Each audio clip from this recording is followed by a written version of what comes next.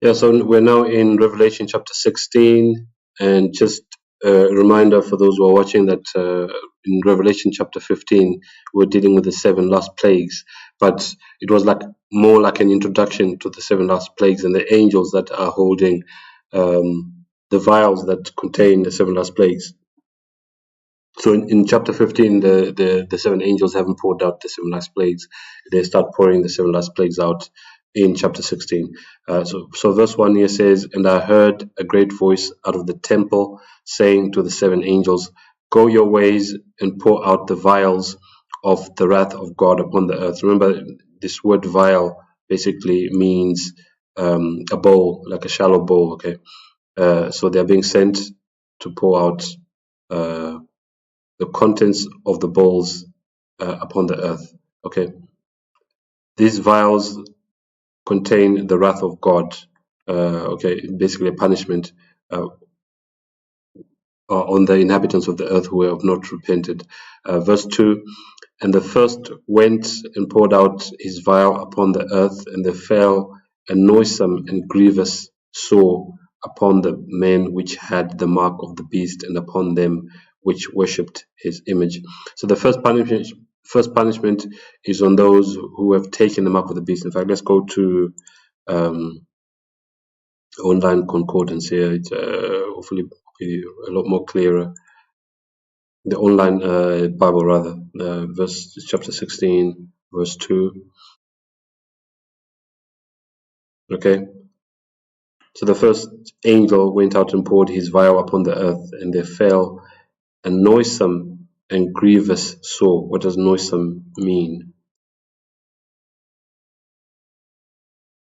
Bad nature,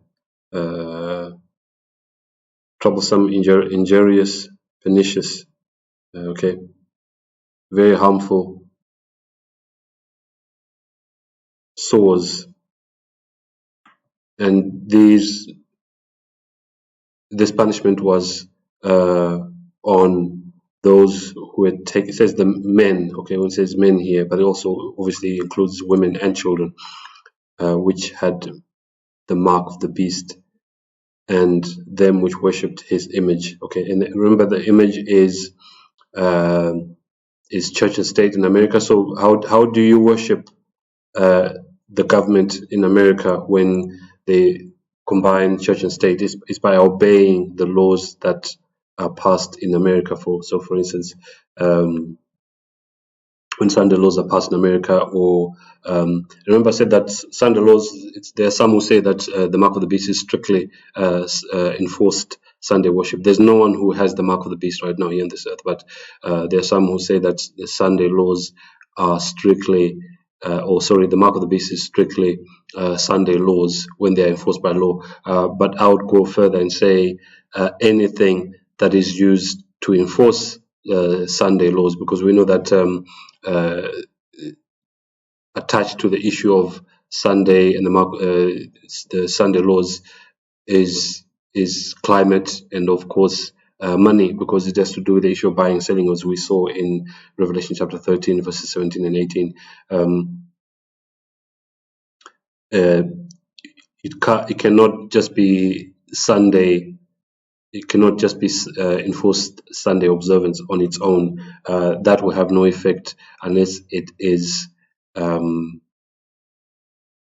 connected to other things such as digital ID and CBDCs. And so there are some who go as far as saying it's a chip. Okay, we're not supposed to dismiss anything because we don't know exactly how it's going to happen.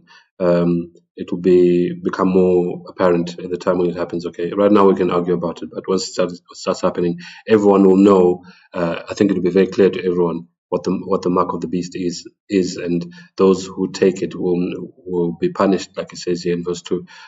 But I was just explaining what this image is. The image is church and state in America. When America forms a government that is similar to that of the Vatican, because the Vatican is church and state. Okay, that's the image. So there's someone who actually said that obedience in spiritual matters is real worship. So when America starts enforcing religious laws and the inhabitants of the earth actually obey, that is a form of worship. Okay. There's another point I wanted to make. Yeah, there's a verse that says, "Ye are servants to whom ye obey" in the New Testament. Okay, let's move on to verse 3. Maybe I'll come back to that. But verse 3 says, "And the second angel poured out his vial upon the sea." So the first angel poured out his vial upon those who had taken the mark of the beast. The second angel poured out his vial upon the sea, and it became as the blood of a dead man, and every living soul died in the sea. What does the blood of a dead man look like? It's coagulated, okay, and it changes color. Blood normally, when it's in the flowing through the body, is normally bright red, depending on whether it's in the arteries or the veins, okay. But blood, when is comes out of a man, changes color and becomes a bit dark, and coagulated. Verse 4, "And the third angel poured out his vial upon the rivers and fountains of waters, and they became blood." So second angel pours out his vial on the sea. So when you read sea, think of salt water. Third angel pours out his vial upon the rivers and fountains of waters. So this is water that can be drunk, okay, by animals and human beings. So both on salt in the sea and oceans, and then here in fresh water, and they became blood. Okay. Verse 5, "And I heard the angel of the waters say, Thou art righteous, O Lord." The angel of the waters is this angel, I think, that we've just read about here in verse 4. The third angel, "Thou art righteous, O Lord, which art and wast and shall be, because thou hast judged thus. For they," who is the they? Those who persecuted God's saints, okay. "They have shed the blood of saints and prophets, and thou hast given them blood to drink, for they are worthy." Those who persecuted and murdered God's saints are the ones who are being punished with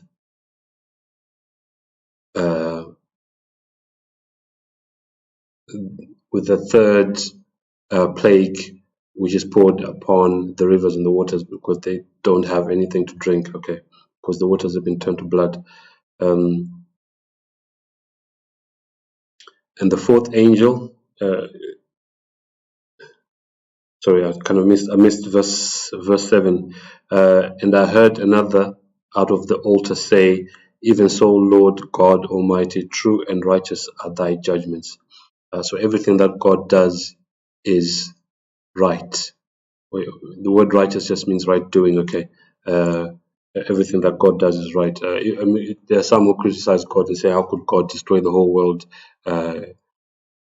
in the worldwide flood, and only save Noah and his family? Well, the whole world was wicked. Who are we to judge God's judgment? Everything God does is good and right. Okay, verse 8, "And the fourth angel poured out his vial upon the sun, and power was given unto him to scorch men with fire." So God will allow the intensity of the sun's heat to punish the wicked.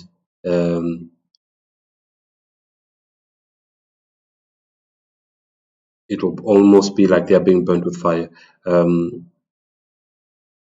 I've just remembered what I wanted to say earlier, that there are some who argue that these 7 last plagues that I mentioned in chapter 15 and 16, that they are not literal plagues.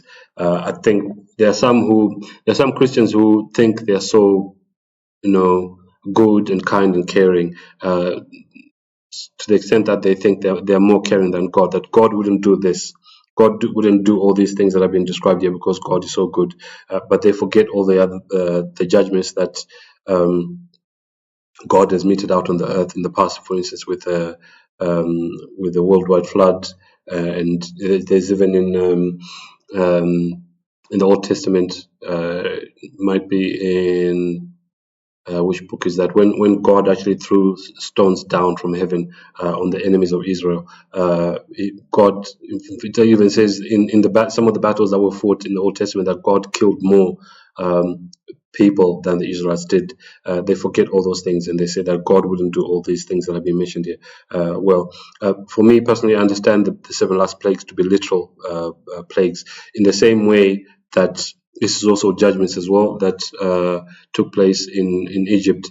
The 10 plagues in Egypt were literal. So I take these plagues here in the book of Revelation to be literal as well. Perhaps there's an element of fear as well that those who say that these plagues are not literal, maybe those who say those kind of things are afraid that they may be found amongst the wicked who are actually punished with the plagues as well. I don't know, but I understand these plagues to be literal. I think I read verse 8. Yeah, the sun. Okay, when the sun burns the wicked with fire. Okay, verse 9. And men, this is still referring to the plague of the sun, burning men with fire. And men were scorched with great heat and blasphemed the name of God. So instead of repenting, they blasphemed God, which hath power over these plagues, and they repented not to give him glory. Let's just look up the word blasphemed here.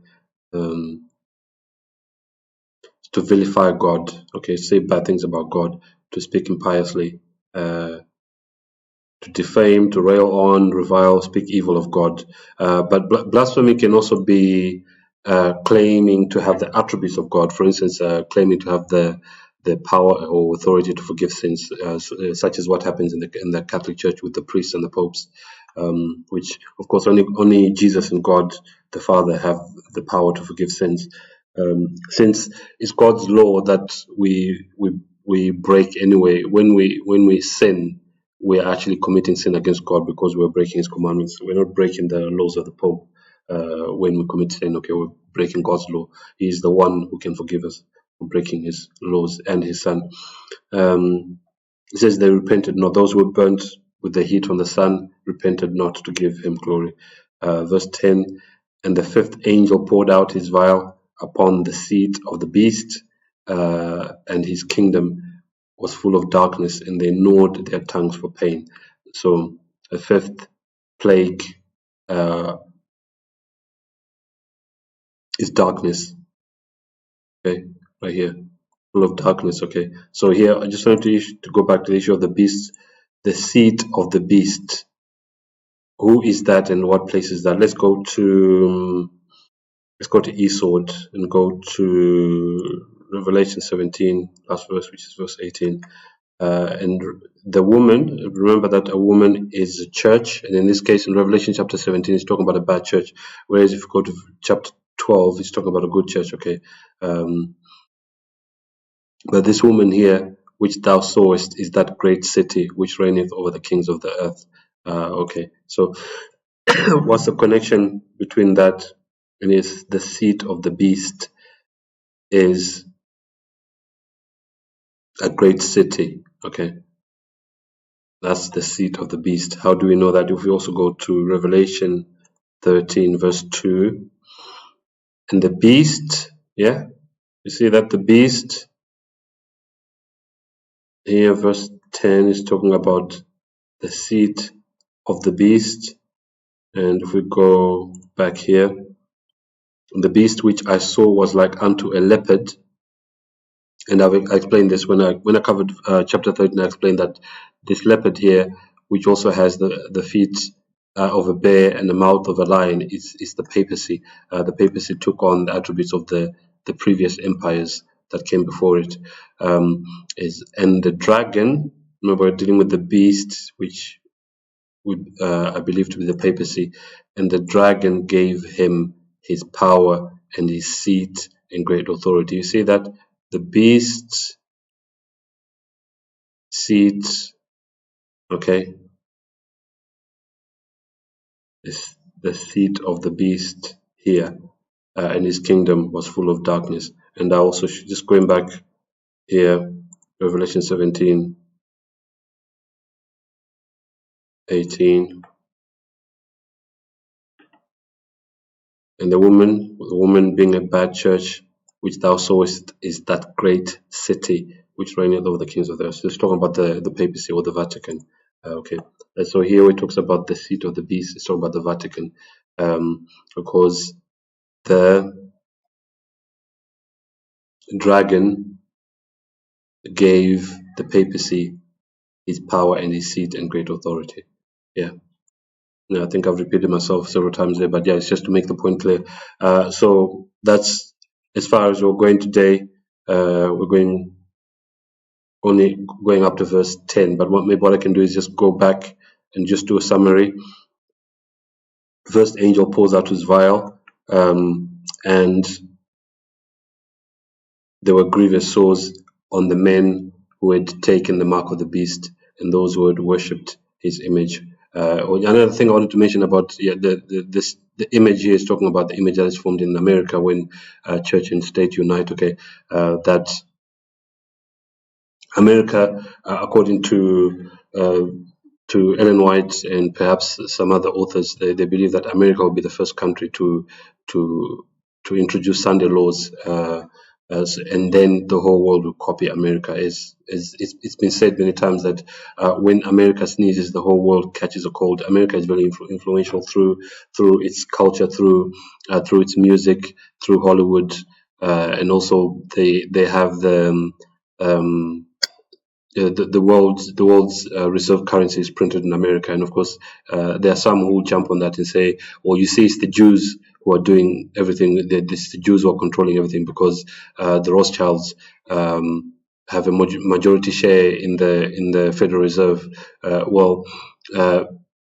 F. Tapasosi, in his book Rulers of Evil, said that the Rothschilds are just keepers of the Vatican treasury, in the same way that the Medici and the Fuggers were keepers of the Vatican treasury.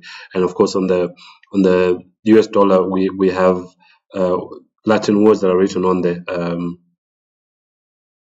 I can't remember some of the words. Novus Order Seclorum are some of the words that are written on there, Latin words, which show that it's really the Vatican that's behind the Federal Reserve, because Latin is the official language of the Roman Catholic Church. So that's the first vial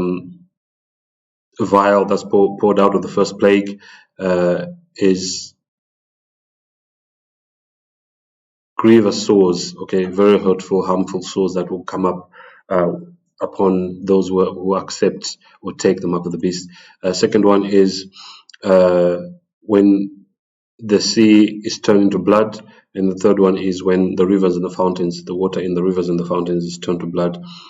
Fourth one is when the sun, the heat or intensity of the heat from the sun increases and it scorches men. Okay,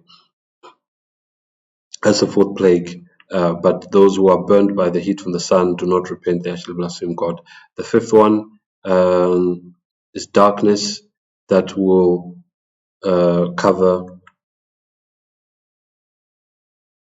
the Vatican, which is the seat of Satan.